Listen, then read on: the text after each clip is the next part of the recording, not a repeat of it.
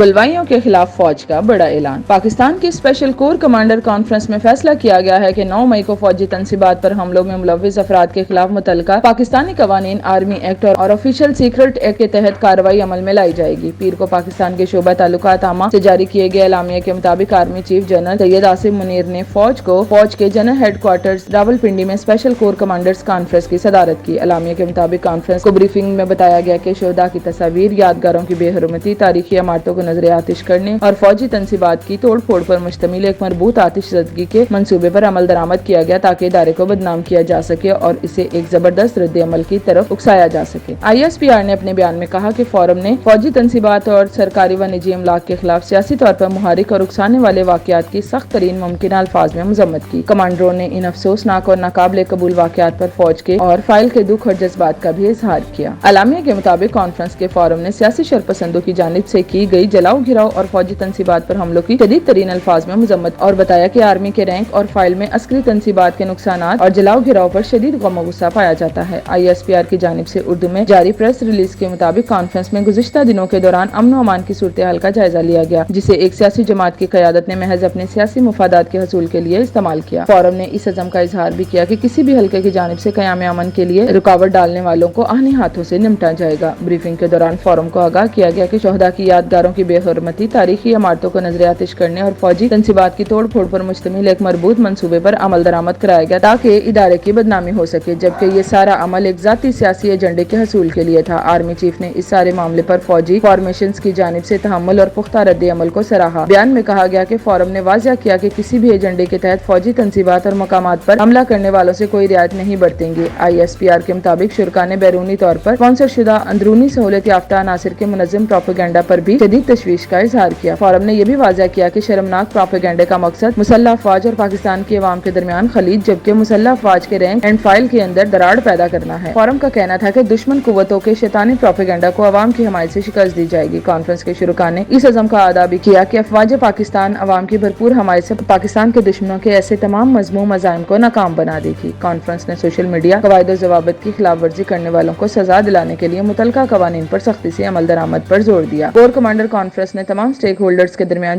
جاری سیاسی عدم استحکام کو ختم کرنے کے لیے ترجیحاً قومی اتفاق رائے کی ضرورت پر زور دیا تاکہ عوام کے اعتماد کو بحال کیا جا سکے، معاشی سرگرمیوں کو دوبارہ بحال کیا جا سکے اور جمہوری عمل کو مضبوط کیا جا سکے۔ کور کمانڈر کانفرنس نے مذکورہ اتفاق رائے تک پہنچنے کے لیے کیے جانے والے تمام کوششوں کی حمایت کا عزم ظاہر کیا۔